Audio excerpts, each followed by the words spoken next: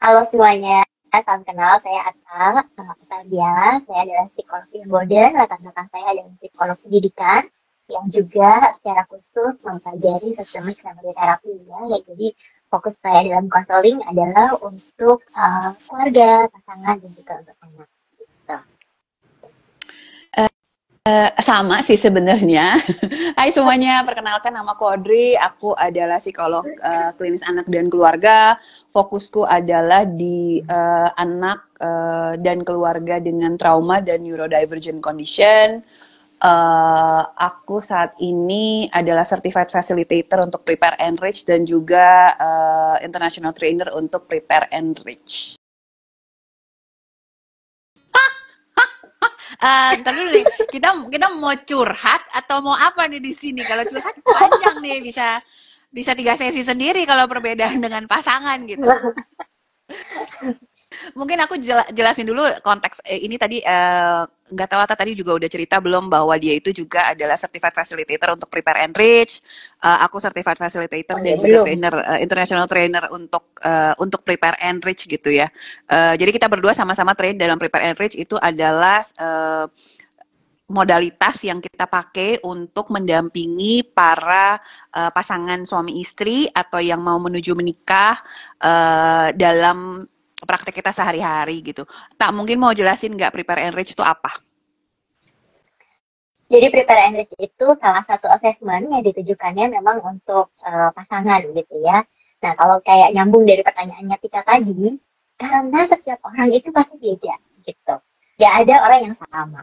Apalagi sama pasangan ya iyalah beda. Keluarga asalnya beda gitu ya.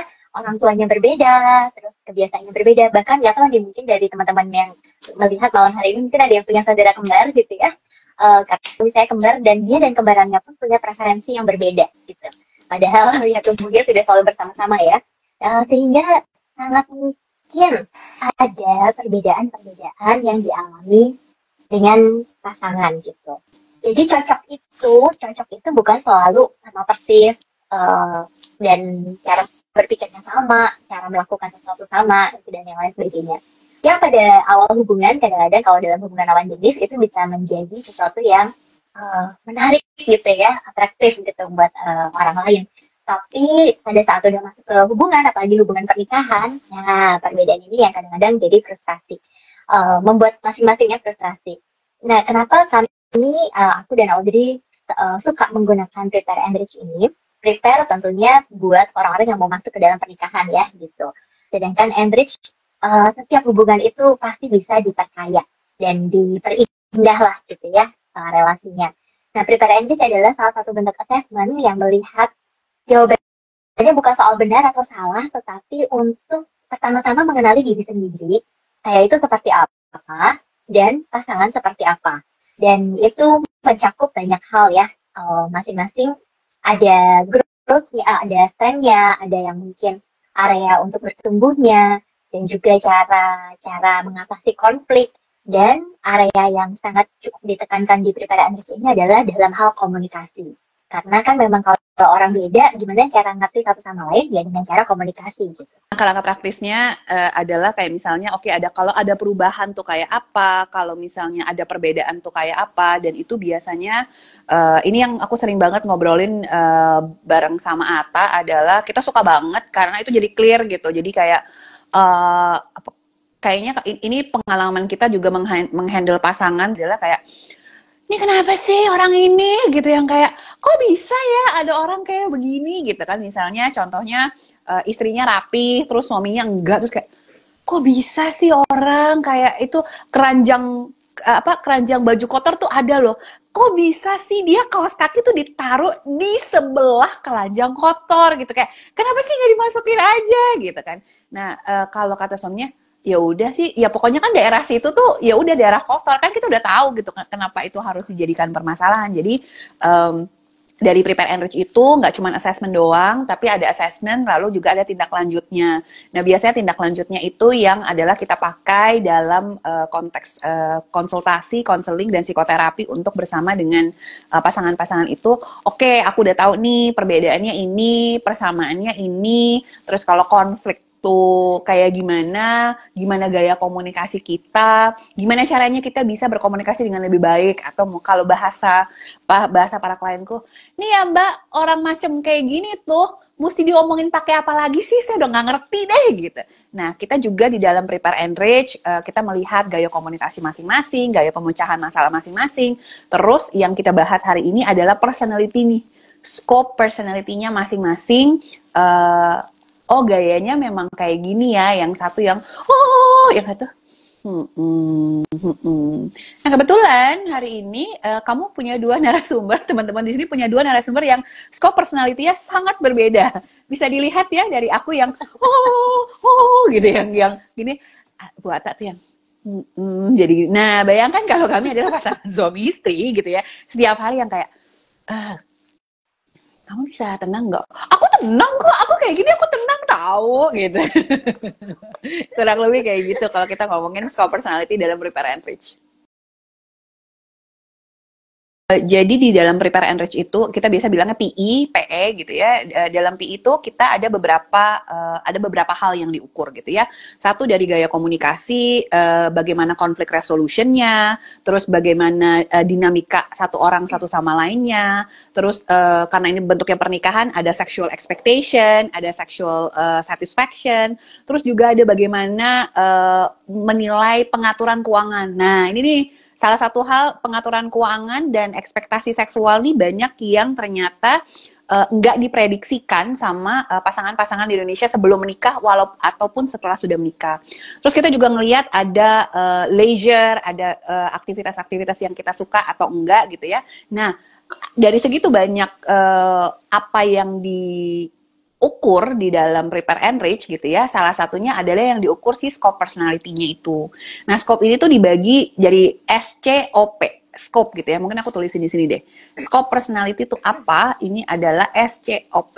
Nah, scope personality. Nah, S-nya itu adalah social, C-nya itu adalah change, sosial ya, orangnya extroversion atau enggak gitu ya. Terus change-nya itu orangnya suka berubah nggak gitu, atau misalnya ya udahlah kalau emang kita begini ya begini aja, nggak bisa dong, aku pengen rumah yang lebih bagus gitu kan ya. Kenapa sih kamu perlu rumah yang lebih bagus gitu? Soalnya aku mau gini. Emangnya apa sih yang salah dengan rumah kita kayak gini misalnya? Itu berarti social sama change. O-nya itu adalah organize. Seberapa rapih nih orangnya gitu ya, orangnya rapi, terstruktur, tertata gitu ya, itu organize gitu, seberapa tinggi rendahnya. Terus P itu pleasing namanya, seberapa orang ini tuh agreeable gitu, kayak oh ya udah deh daripada ribut ya, ya aja deh gitu. Padahal belum tentu itu sesuatu yang dia mau gitu, tapi yang ya udahlah daripada ribut, ya udah aku oke aja gitu. Nah yang E ini adalah salah satu hal yang aku pribadi suka banget, itu adalah ngomongin tentang emotional steadiness. Nah, kalau kita sebagai terapis pernikahan, kita udah bilang ya, jangan pernah merasa menikah adalah solusi dari permasalahan yang kamu alami selagi masih single. Nggak begitu caranya, Ferguson. Jadi jangan ngerasa bahwa, oh aku nih kesepian selama jadi orang sendirian, jadi kalau nikah nanti aku nggak kesepian lagi. Tidak begitu gitu ya. Nah, emotional steadiness ini sangat menjadi bagian yang aku lihat banget gitu ketika mempersiapkan pasangan ataupun membantu pasangan untuk melihat nih dinamika dalam pernikahan. Jadi SCOPE, social, change, organize, pleasing, sama emotional steadiness. Nah, scope ini kan kita bahasnya personality ya. Personality itu kan cenderung bukan stabil ya, tapi lebih konsisten. Jika aku menghilang ya. Jadi personality atau kepribadian seseorang itu mewarnai bagaimana dia berpikir atau memproses sesuatu yang terjadi di sekitarnya atau merespon terhadap apa yang terjadi di sekitarnya dia gitu. Sehingga ini yang seringkali mungkin kami temui di konseling pernikahan adalah seseorang berusaha mengubah, baik suaminya maupun istrinya, mengubah pasangannya untuk menjadi seperti dia. Nah, kalau kita bilang personality, ya nggak bisa gitu ya. Karena ya memang kayak lahirnya begitu gitu. tetapi apakah bisa belajar cara yang tepat, cara yang baru. Jadi bukan siapa yang benar, siapa yang salah, tetapi mana ya yang kerja kita nih gitu untuk meresponi situasi ini ataupun situasi itu. Kalau lagi menghadapi ini, apa ya yang sebaiknya kita lakukan? Siapa yang sebaiknya handle gitu? Karena kan ya dengan perbedaan itu sebenarnya ada potensi, kalau tadi pengantar yang kita bilang ya, bukan jadi bencana nih, tapi mungkin justru jadi berkat karena bisa saling melengkapi gitu. Apa yang saya nggak bisa lakukan sendiri, saya bisa minta bantuan nih sama pasangan saya misalnya. Nah, contohnya nih, kalau skop sendiri misalnya, yang sosial gitu ya. Misalnya pasangannya sih memang yang lebih luas dalam berhubungan sama orang lain gitu. Jadi mungkin kalau misalnya ada tetangga yang komplain atau yang marah, jangan suka parkir di depan rumah saya dong gitu misalnya ya gitu. Dibanding misalnya istrinya yang menghadapi yang secara sosial tuh memang lebih suka apa namanya susah ngomong gitu ya. Dan mungkin secara emotional steadiness dari E-nya itu lebih kayak yang sensitif. Jadi kayak langsung, aduh gimana nih gitu ya. Mungkin lebih baik suaminya yang menghadapi gitu. Yang, wah maaf ya Pak, Bu, tadi tuh memang lagi buru-buru. Cuma memang ini sempit. Nanti kalau misalnya pas ini langsung info aja ke saya. Nanti saya langsung bilangin kok mobilnya supaya nggak menghalangi. Nah, hal-hal seperti itu yang sebenarnya ini wujud dari si SCOPE-nya ini ya gitu. Atau misalnya yang satunya lebih organized, yang satunya aku pengen liburan gitu ya, tapi memang nggak kepikir gitu apa saja yang harus disiapkan. Yang satunya mungkin memang bisa mikirin tuh dana yang dibutuhkan berapa, tanggal yang harus disiapkan kapan, cutinya tinggal berapa, kayak gitu. Nah jadi kalau kalau kita melihatnya di highlightnya adalah perbedaannya, bisa banget ya jadi konfliknya orang sembarangan banget sih gitu. Yang benar aja cuma mau ini mau itu tapi nggak ada rencananya sama sekali misalnya. Tapi dengan tahu bahwa bukan maksudnya pasangan untuk, nah skop ini membantu gini, untuk kita nggak berasumsi bahwa pasangan sengaja membuat kita kesal atau bahwa pasangan sengaja melawan apa yang kita inginkan gitu. Tapi memahami bahwa emang beda, emang kita ini dua orang yang berbeda dan ini ada visualisasinya lah ya dari si Prepare and Reach ini gitu. Emang beda, jadi bukan maksud hati mau menyakiti ya, tapi memang berbeda. Tapi lebih lanjut, ya kita sama-sama duduk bareng membahas apa ya yang bisa kita lakukan. Masing-masingnya pasti ada adjustment-nya. Namanya dua orang dari latar belakang berbeda, tinggal sama-sama, pasti ada penyesuaian yang harus dilakukan gitu. Nah, termasuk ini lucu ya di Prepare and Reach ini, mungkin di kesempatan lain juga kita dibahas juga tentang family map ya Dri ya. Bagaimana seseorang dalam keluarga asalnya gitu. Apakah deket banget gitu ya, atau mungkin justru bebas banget gitu. Nah itu juga sangat pengaruh nih saat seseorang masuk ke dalam hubungan pernikahan. Sebenarnya kalau dilihat ini bukan cuma dari Prepare and Reach aja yang melihat bahwa kecenderungan ingin mengubah pasangan gitu ya. Selain dari PI ini, dari Prepare and Reach ini tuh kan aku ada training yang lain juga yang spesifik untuk menangani pasangan gitu ya. Kecenderungan kita untuk mengubah pasangan belum tentu harus mirip kayak kita, tapi kadang-kadang bisa sesuai dengan apa yang kita mau. Misalnya kita tuh orangnya boros gitu, kita ngarepin pasangan kita tuh ngirit gitu. Untuk mengimbangi supaya kan gue boros nih gitu. Boleh nggak sih kalau lu yang ngirit tapi gue tetap boros gitu. Jadi belum tentu harus sama dengan aku, tapi sesuai dengan maunya aku yang kadang-kadang aku pun tuh belum mampu untuk melakukannya. Atau misalnya tuntutan bahwa suami tuh lebih sabar gitu ya, atau misalnya istrinya harus lebih sabar gitu. Iya, soalnya kan aku nggak sabar, makanya kamu harus sabar dong sama anak-anak. Atau karena aku nggak sabar, harusnya kamu dong sabar sama aku. Jadi kecenderungan mengubah itu tuh yang sebenarnya jadi kita ketika kita paparkan hasil assessment-nya bahwa sadar nggak sih, kamu tuh bukan nikahin Audrey versi cowok loh, atau kamu bukan nikahin Yustika versi cowok gitu kan, atau misalnya kita nggak bisa loh ngubah kayak gitu. Atau kadang-kadang di dalam sesi pun gini, Bu, kalau ibu misalnya aku ngomong sama pasangannya yang mau merubah gitu ya, susah nggak sih buat ibu untuk mengubah sesuatu yang ibu nggak suka? Ya susah sih. Nah kalau buat ibu sabar aja susah, kenapa menurut ibu, bapak ketika ibu marahin, bapak bisa jadi sabar? Oh ya nggak bisa sih. Nah itu tuh bagian dinamikanya gimana kita memperkenalkan bahwa ketika paham bahwa suamiku atau istriku atau pasanganku atau calon istriku ini adalah orang yang berbeda, dinamikanya berbeda, terus bahwa kemampuan dia untuk, misalnya kita ngomongin sosial ya, kemampuan dia untuk berada dalam bidang sosial tuh beda, change-nya tuh beda, itu satu, itu membawa awareness bahwa memang oh komplikasi suamiku tuh begini gitu, paketannya suamiku tuh begini gitu. Oh paketannya memang sosialnya rendah, oh change-nya juga rendah. Terus misalnya emotional steadiness-nya ternyata tinggi gitu. Nah di sini mungkin kita juga bisa ngelihat, oh aku emotional steadiness-nya rendah gitu misalnya. Oh iya nih, oh iya ya, ini tuh dulu yang bikin aku tuh jadi aduh berbunga-bunga sama dia gitu. Ketika aku lagi cerita, kerjaanku lagi banyak banget, aku lagi overwhelmed banget, dia tuh bisa banget loh Mbak Audrey nenangin aku. Nah, kita mulai berarah daripada untuk mau mengubah apa yang aku tidak suka adalah oke, ngelihat nih apa sih yang aku rasanya nggak nyaman, apa sih yang ternyata aku nyaman, apa sih yang ternyata bikin aku tuh dulu jatuh cinta sama dia tuh karena ini loh gitu.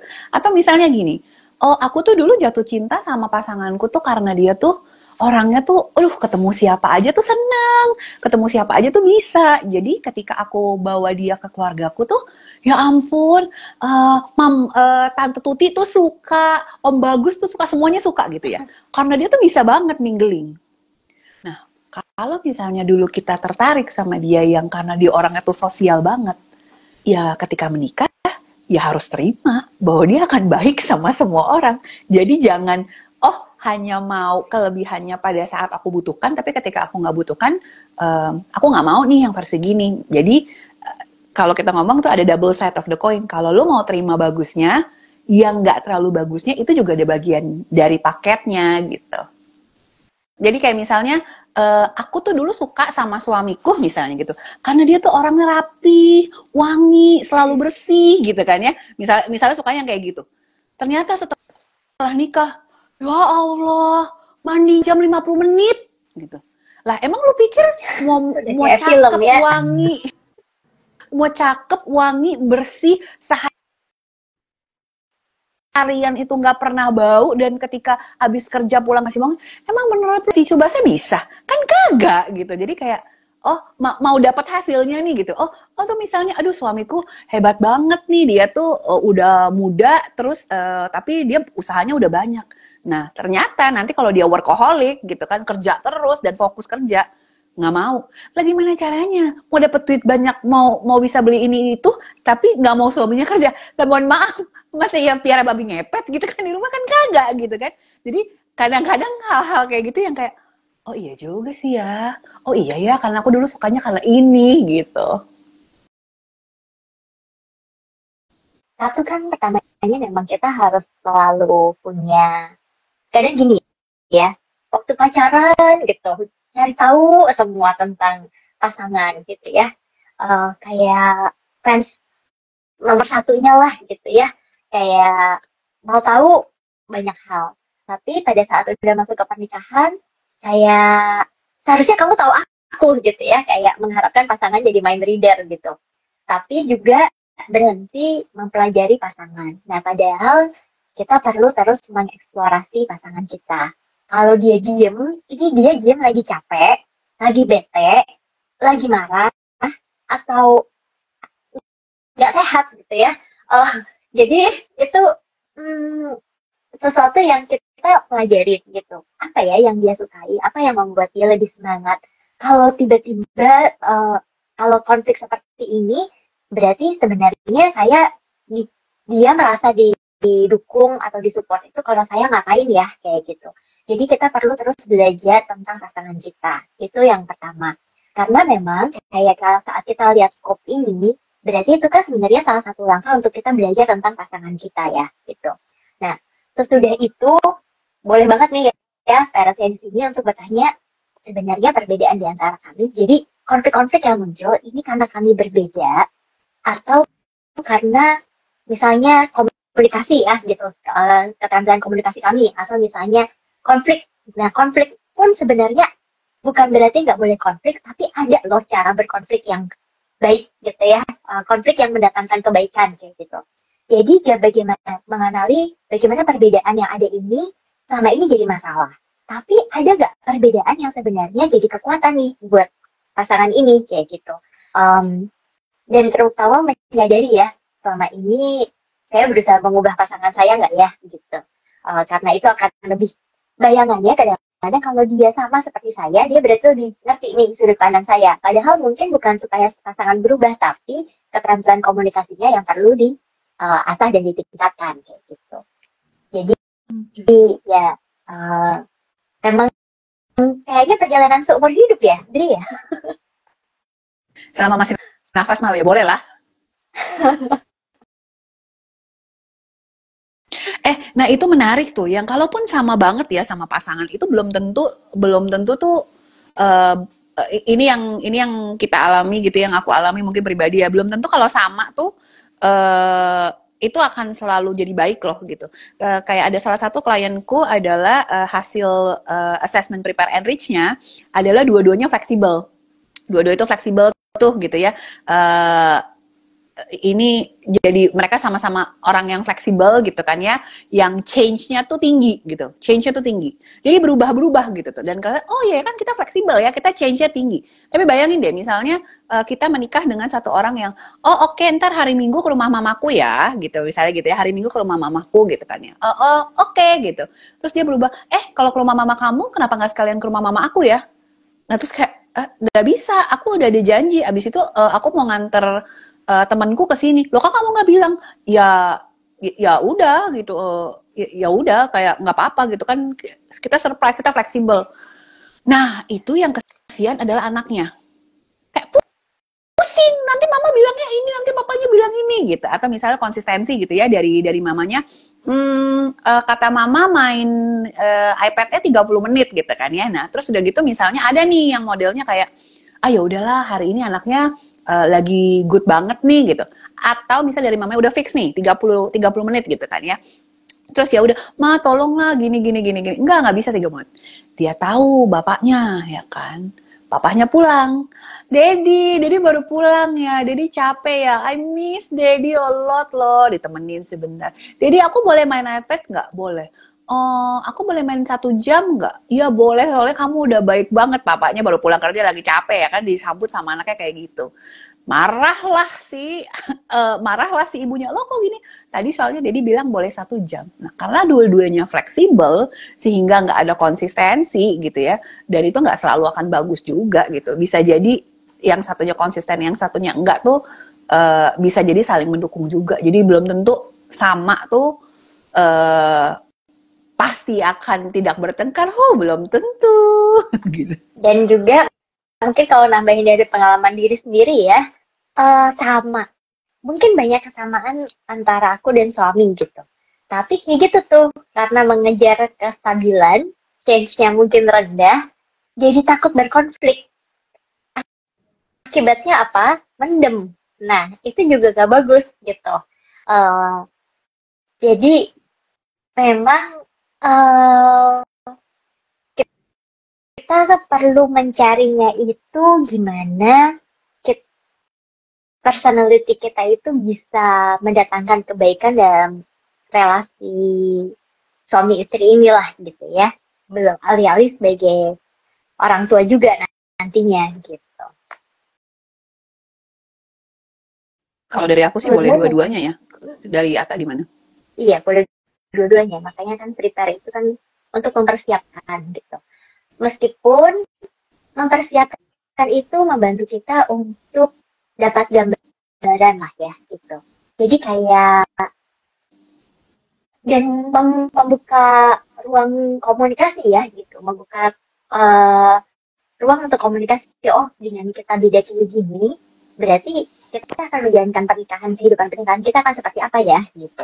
Bisa dipersiapkan. Meskipun pas masuk ya beda lah ya. Kalau waktu sebelum menikah mungkin ketemu seminggu beberapa kali, terus mungkin cuma beberapa jam. Nah, ini tinggal bersama-sama 24 jam, enggak 24 jam ya di kantor, tapi ketemu setiap Kalau hari. COVID 24 jam loh. Waktu dulu Oh COVID itu kan 24 jam. iya. Nah, makanya pada saat COVID itu ada yang justru jadi menimbulkan konflik ya sebenarnya, mengalami konflik dalam hubungan mereka, dan bahkan ada masanya tingkat perceraian itu meningkat pada masa pandemi kemarin gitu. Ya itu karena wah udah berhadapan terus menerus gitu ya, kayak gesekannya ada terus gitu. Nah disitulah si prepare Enrich ini bekerja gitu kan. Bagaimana kamu memperkaya hubungan yang ada gitu. Kalau misalnya ada masalah, gimana ya cara mengatasinya? Kalau kurang komunikasi, bagaimana ya meningkatkan komunikasinya? Kalau misalnya ada konflik, tapi biasanya konfliknya berakhir dengan luka, saling melukai satu sama lain, berarti cara berkonflik yang lebih baik seperti apa ya gitu? Ada nggak sih konflik yang mengarahnya pada resolusi gitu? Nah itu sehingga memang bermanfaat sih buat baik yang belum menikah maupun yang sudah menikah. Penting banget gitu ya untuk mempersiapkan itu gitu karena ya sekarang banyak ruangnya, banyak kesempatannya, banyak tools yang bisa digunakan, makin banyak juga ahlinya gitu ya, sehingga ya itu akan lebih baik gitu untuk mempersiapkan karena kita akan menghabiskan lebih banyak. Anggap nih misalnya sekarang gitu ya, anggap manusia umurnya 70-80 tahun gitu. Anggap 80 tahun lah gitu. Misalnya umur 25 tahun gitu. 25 tahun mungkin kamu tinggal dengan keluarga asal. Tapi kamu akan menghabiskan, anggap panjang umur gitu ya. Misalnya 80 tahun, kamu akan menghabiskan berarti 55 tahun kehidupanmu bersama orang itu gitu. Nah, dengan orang yang seperti apa gitu, dan hubungan yang seperti apa yang kamu mau jalani dengan orang ini gitu. Sehingga mempersiapkannya tentunya sangatlah penting gitu. Dan mempersiapkan bagaimana menjalani kehidupan pernikahan jauh lebih penting dibandingkan mempersiapkan pesta pernikahannya sebenarnya. Cuma seringkali orang jadi lebih fokusnya ke acara pernikahannya ya. Sekarang ini kan udah mau masuk musim-musim liburan ya. Coba deh untuk liburan yang seminggu 2 minggu itu seberapa banyak kita mempersiapkan diri.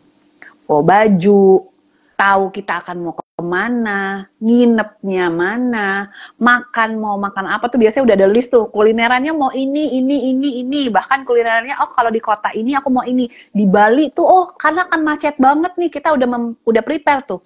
Itu aja untuk sesuatu yang jangka waktunya cuma 10 hari 2 minggu, kita tuh prepare banget.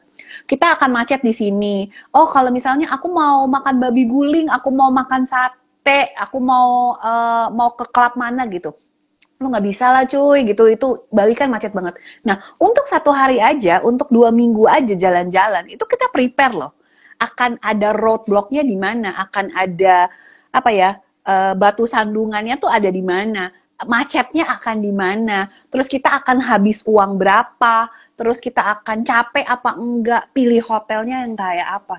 Tapi kok ketika mau mempersiapkan pernikahan yang biasa rata-rata mulai di usia 30 sampai 60, untuk sesuatu yang 30 tahun kok kita nggak mau prepare ya?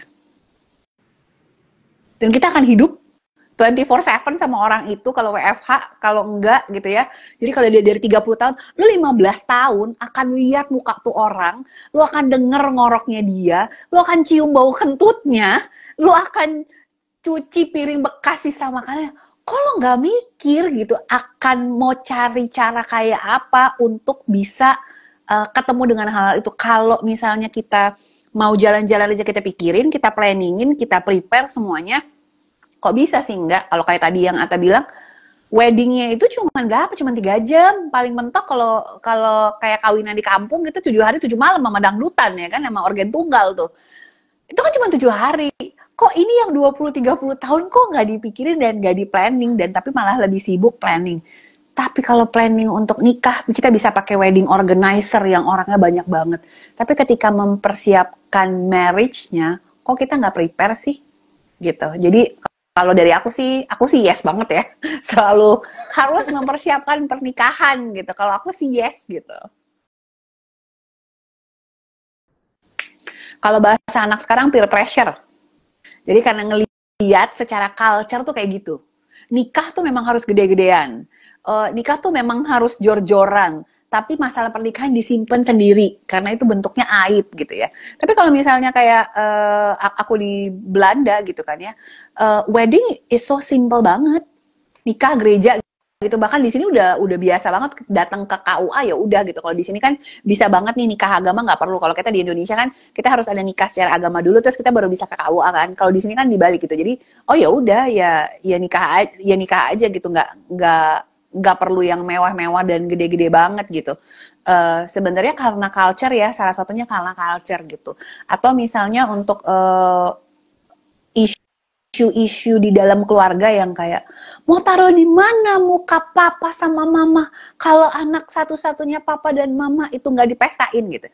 Jadi ada pressure dari keluarga juga gitu kan ya. Tapi kalau misalnya ngomongin persiapan punya anak, persiapan yang invisible itu biasanya lebih tidak diapresiasi atau tidak di encourage, tapi persiapan yang kasat mata tuh. Gaunnya kayak apa, ngundang berapa orang, di Balai Samudra, apa di Balai Sarbini gitu kan ya, yang atau di hotel mana. Jadi apa yang kasat mata tuh jauh lebih diapresiasi ya dibanding apa yang nggak kasat mata gitu. Mungkin karena orangnya sedang jatuh cinta ya. Sehingga kayaknya semuanya indah, semuanya bahagia. Kita itu dipenuhi dengan cinta, masalah apapun yang ada di hadapan kita nanti kita akan bisa mengatasinya gitu ya. Jadi penuh dengan lu coba aja ke warung nasi Padang. I love you bang, dapat nggak tuh nasi sama rendang? Kagak dapet. penuh dengan ya itulah ya, penuh dengan optimisme atau mungkin ya impian gitu. Tapi pada saat pernikahan berakhir, masa bulan madu berakhir, dan reality strike, terus kayak gitu tanggung jawab yang baru mulai muncul, dan disitulah yang kadang-kadang orang terkejut gitu ya. Ya, oke, gitu. Dan jatuh cinta itu namanya juga jatuh ya, jatuh itu kan kayaknya effortless gitu ya. Enggak sih, tetap. Tapi to stay in love, karena kan cinta itu kan kata kerja ya, love is a verb. Mungkin pernah dengar istilah kayak gitu. Yang memang diwujudkannya dengan dilakukan gitu. Nah, itu yang memang butuh usaha, bukan soal rasa gitu, tapi soal tindakannya gitu. Termasuk yaitu untuk belajar terus-menerus tentang pasangan kita. Kalau buat aku dua-duanya, terima pasangan kamu kayak apa, kitanya sendiri yang berubah. Jadi jangan dibalik tuh. Biasanya sukanya dibalik. Kamu terima aku apa deh, tapi kamu yang berubah. itu jangan kebalik ya. Jadi pasangannya diterima kalau dia berubah, itu namanya rejeki. Tapi kalau aku berubahnya dari aku. Dan itu kebayang nggak teman-teman? Mungkin yang di sini yang udah menikah atau yang mempersiapkan, bayangin lebih memungkinkan mana gitu ya. Kalau sama-sama oke, aku terima pasanganku apa adanya, tapi aku yang mau berubah jadi orang yang lebih baik, pasangannya juga begitu. Aku akan terima pasanganku, tapi aku yang mau berubah. Sama dinamikanya, lo dulu yang berubah gitu. Tapi jangan salah, kalau teman-teman semua yang dengerin di sini, kayaknya pernikahan gue akan jauh lebih indah kalau pasangan gue berubah deh. Jangan sedih, nggak cuma lu doang merasa gitu, pasangan lu juga merasa begitu bun, gitu ya. Sama aja kok gitu. Jadi, nah, akan lebih indah kalau misalnya kita yang, oke, pasanganku memang udah begitu, kalau memang dia berubah, ya itu berkat gitu ya. Tapi kalau misalnya memang dia tidak berubah, yuk aku yang mau mulai mengubah diri. Dan ini juga yang biasanya aku perkenalkan kepada klien-klienku adalah orang lain berubah, itu nggak masuk dalam circle or influence kita. Itu nggak masuk dalam kontrol kita. Tapi kalau aku mau berubah, itu masuk dalam kontrolku gitu. Nah, itu juga yang aku terapkan kepada klien-klienku gitu. Jadi, kamu bisa berubah nggak gitu? Aku bisa berubah nggak gitu? Kalau pertanyaan kamu bisa berubah nggak gitu? Ya udah, coba aja yang kita berubah. Dan ketika kita coba, setelah kelakuan 30 tahun ini, kalau mau berubah, susah banget ya gitu. Kita juga jadi paham posisinya sama pasangan kita bahwa emangnya berubah tuh susah gitu. Karena kita udah ngerasain ini tuh gini ya, kalau kita nunjuk satu jari ya, sadar nggak sih kalau tiga jari lainnya tuh nunjukkan ke kita gitu. Ya kan? Kalau kita nunjuk ke depan gitu kan, paling cuma menjempol doang, tapi tiganya ini balik ke kita loh gitu. Ya udah, kalau memang kita mau menurut sesuatu ya udah, kitanya sendiri juga mau berubah nggak gitu. Boleh di komen teman-teman yang yang ada di sini, yang pengalamannya bagaimana, lebih susah mana gitu ya kan? Setuju, dan itu langkah pertama. Meskipun kita perlu membedakan ya antara kepribadian seseorang dan masalah yang dihadapi seseorang gitu. Karena setiap orang punya masalah. Dan tadi Audrey bilang ya, jangan anggap menikah adalah solusi dari permasalahan yang kamu alami sebelum menikah kayak gitu. Kalau misalnya masalahnya ini bukan soal mengenal, bukan soal komunikasi dan lain sebagainya, tapi misalnya ada kondisi-kondisi tertentu ya, kayak yang tadi Audrey sempat sebut neurodivergent, atau misalnya memang ada trauma gitu, ya pastinya carilah bantuan gitu, atasi permasalahan itu dengan menyadari bahwa oh iya ini kayaknya this is my issue. Misalnya, oh ya saya suka nunda nih orangnya gitu, emang ini kayaknya satu hal yang saya perlu bertumbuh gitu, saya kayaknya perlu memperbaiki hal ini, kenapa ya kok ini terus ya gitu. Jadi ya memang kitanya yang harus mencari cara, atau misalnya kenapa ya kok kalau suami ngomong gini aja kata-katanya biasa sih, tapi kok saya sensi banget ya, langsung tersinggung banget, bisa langsung marah banget kayak gitu. Nah mungkin ada hal yang terjadi di pengalaman kita dulu yang membuat ya ini jadi sulit nih gitu dengan pasangan gitu, jadi ada gesekan terus menerus yang mungkin perlu dibereskan gitu. Nah jadi kompromi akan perbedaan, merayakan perbedaan dalam pasangan itu mungkin tidak ada limitnya. Tetapi hal-hal yang terkait dengan keamanan, dengan moralitas, dengan apa namanya, ya itulah ya, hal-hal yang sesuai dengan norma sosial itu tetap harus jadi perhatian kita.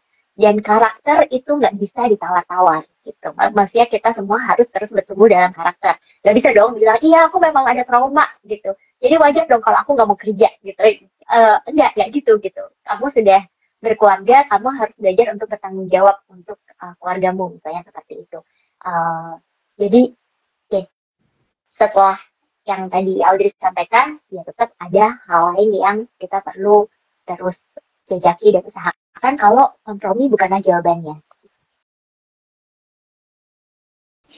Buat aku si assessment prepare and reach sendiri ini tuh itu yang bikin kita jadi sadar gitu. Oh gue biang keroknya gitu kan, ya kan selama ini kan kayak ngerasa kan selalu pasangan gitu kan yang salah. Oh ternyata gue biang keroknya gitu kan ya. Oh iya ya, suamiku tuh orangnya nggak mau sosial, terus aku orangnya Sabtu Minggu aku mau jalan-jalan, ayo minggu ini kita kesini, minggu ini kesini, minggu ini kesini. Suamiku yang kayak kita boleh anteng aja dong. Kenapa sih anaknya antisosial banget, gak mau keluar-keluar, kamu gak sayang sama aku ya? Kayak oh ternyata gue biang keroknya, gue yang mau keluar-keluar mulu gitu kan. Dari mana? Dan itu dari si prepare and reach itu gitu. Hasilnya dari si prepare and reach itu jadi kayak oh ini toh nggak bisa terus dong Bu Audrey. Kalau Bu Audrey yang memang mau sosialnya di atas gitu kan ya. Dan ini pengalaman pribadi, aku tuh sosialnya tok mentok gitu ya, sampai di atas banget gitu. Suamiku tok mentok di bawah gitu. Jadi ketika weekend buat aku adalah aku gak kerja, aku mau jalan-jalan, aku mau ketemu orang, aku mau ketemu teman, yang kayak gini nih nadanya suamiku. Weekend. Akhirnya bisa santai di rumah. Datang dong gue. Oh iya weekend, ayo kita mau kemana? Kita mau ke mini mall juga. Kata suamiku, buset dah, ampun, Tanjidor kenapa berisik amat sih ya kan? Nah itu ternyata bukan masalah itu gitu, bukan masalah suamiku nggak sayang gitu. Dan aku ngerasanya dulu mungkin kayak, oh suamiku tuh kenapa sih weekend tuh nggak mau ngajakin aku pergi, mulai sensi. Suami nggak sayang sama aku gitu kan ya. Suami pelit, nggak mau keluar duit, kita mau jalan-jalan gitu. Mungkin kalau ditanya begitu suamiku, lu kalau bisa di rumah, gue bayar deh lu di rumah gitu kan ya. Bisa jadi gitu buatnya kayak, daripada kamu, ya udah kamu kalau mau pergi ya udah aku kasih uangnya kamu pergi gitu. Nah itu kan bisa menjadi salah satu yang kayak ternyata bukan itu ya gitu. Ternyata yang dibutuhkan sama suamiku adalah bukan jajan. No, aku mau kok sama kamu berduaan. Tapi kan nggak mesti keluar gitu. Nah itu uh, buat aku si assessment prepare and reach itu sangat membantu aku untuk melihat masalahnya bukan kamu atau aku, masalahnya ada di mana sih gitu. Isunya tuh ada di mana sih gitu. Kalau dulu adalah kamu tidak sayang sama aku. Nah dari suamiku kayak lo kayak kipas angin jalan ya kan, muter mulu gitu kan. Kalau ini oh ya udah. Dan kita jadi bisa komunikasi juga di dalam sesi. Oke. Oh oke. Aku kayaknya kalau sebulan nggak keluar sama sekali bisa panas deh di rumah ya kan gitu. Nah dari suamiku juga kayak lo kalau seminggu sekali keluar yang ada gue paketin gue masukin lagi lo gitu ya kan. Oke, kita cari jalan tengahnya gimana nih. Oke, kalau gitu oke, kalau seminggu 2 kali kita keluar aku masih bisa. 3 kali deh, 3 kali aku nggak sanggup. Dan mungkin kan bisa, oke, boleh nggak ada yang seminggu 2 kali kita keluar, ada yang seminggu 3 kali dikeluar. Oke, dan kalau gitu dia akan perlu manage nih, mungkin workload-nya di kantor, perlu ngeliat, dan ada dinamika-dinamika kayak apa. Dari mana kita bisa mencapai kesepakatan itu? Dari menyadari bahwa saya kayak tanjidor. Sadar dulu nih, gitu, bahwa ini tanjidor gitu, kayak apa ya, gitu, jadi mesti jalan-jalan. Nah, itu ternyata isunya dari aku, dan itu aku melakukan prepare Enrich itu dari sebelum menikah. So itu dari mana aku mulai kenal prepare Enrich, dari ada sesuatu yang aku pakai dari sebelum menikah, sehingga itu menjadi sesuatu yang jadi clear banget gitu ketika kita masuk dalam pernikahan. Apa nih yang perlu kita adjust, apa yang perlu kita ubah sedikit, apa yang perlu kita kompromikan, bagian mana yang aku bisa belajar dari pasanganku, bagian mana yang pasanganku bisa belajar dari aku. Dan juga itu jadi manage expectation ya, kayak tadi yang Ata bilang, kalau ini tuh parkir depan rumah gitu. Buat aku sama suamiku tuh kita udah tahu gitu. Kalau mau yang ngegas yang apa tuh aku gitu. Tapi yang kayak oke, ini kita punya masalah, kita tidak bisa dengan suara ngegas dan segala macam. Oke, suamiku yang maju gitu ya. Kayak oh iya, isunya ada isunya apa. Oke, kita cari solusinya. Tapi kalau misalnya yang kayak sekedar orang teriak-teriak depan rumah gitu, aku yang keluar gitu, yang kayak boleh nggak lo nggak teriak-teriak depan rumah gue gitu. Nah kalau suamiku akan kayak ya udahlah, gue nggak bisa, enak aja gue udah berisik gitu, jangan lo nambah-nambahin berisik depan rumah gue gitu. Nah itu dinamikanya yang kita kenal dari si prepare and reach itu, bahwa itu salah satu dari scope itu sosialnya aku lebih tinggi, mentok gitu ya, dia mentok di bawah gitu. Nah dia jauh lebih oh ya udah tenang aja gitu. Itu bagian menjadi, kalau perbedaan tuh bisa jadi berkat kok, nggak harus jadi bencana gitu, tapi bisa mengarah jadi bencana dan bisa mengarah menjadi berkat gitu, tergantung dinamikanya gimana kita ngaturnya gitu. Mari kita tidak berusaha untuk mengubah pasangan kita, tapi selalu berusaha untuk mempelajari pasangan kita dan juga terus belajar menjadi pribadi yang lebih baik. Kalau dari aku, pernikahan sehat itu nggak datang cuma dari doa. Aku sangat percaya sama kekuatan doa, tapi ada juga kok bagian-bagian yang perlu kita kerjakan, seperti misalnya assessment, kenal pasangan aku kayak apa, perubahan-perubahan apa yang aku perlu lakukan gitu, dan itu disertai dengan doa juga gitu. Banyak yang ngerasa kayak oh yaudah aku berdoa supaya bisa keluargaku sehat, relasi kita sehat. Aku sangat percaya sama kekuatan doa, tapi juga ingat ada juga hal-hal yang perlu kita lakukan, konseling ke psikolog gitu ya, assessment untuk lebih kenal si personality kita masing-masing, supaya kita jadi tahu apa yang perlu diubahkan gitu.